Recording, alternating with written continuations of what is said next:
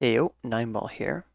So in my last video I talked about entry points. In this video I'm going to step it up a bit. I'm going to talk about for loops. For loops are my favorite type of loop personally. The alternative being a while loop, which is a little bit less, well, I wouldn't say less, it's different.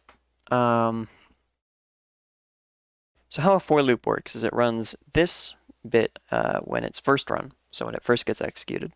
So it creates a new integer that I called I. This can be whatever you want. It can be j, it can be k, it can be j and k, and it equals it to 0. Now every time this loops, it's going to check if I is less than 5.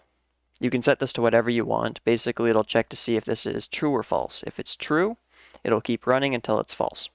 You can literally write true here and it'll just keep going forever. And every time it runs, it'll add 1 to I. That's what I++ means.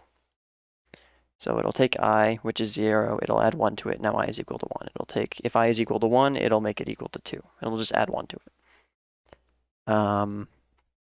So in this case, it'll loop 4 times, I believe, maybe 5.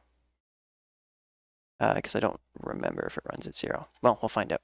So, yeah, let me show you.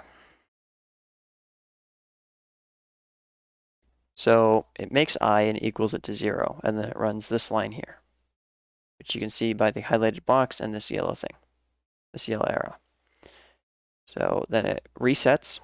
I is now equal to 1 instead of 0. It runs this line again.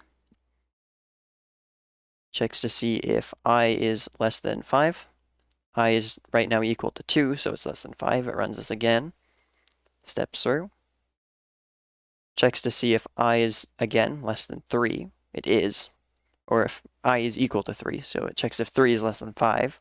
It is, so it steps through again. Runs that again. Checks to see if I, which is 4, is less than 5. Runs this again. And then I is now equal to 5. And 5 is not less than 5. I is equal to 5. So it returns false here. And then ends the for loop. So it only loops 4 times. To show you the output of something like this, you would get 1, 2, 3, 4, 5. It loops once for when I is equal to 0, then when I is equal to 1, then when I is equal to 2, then 3, and then 4.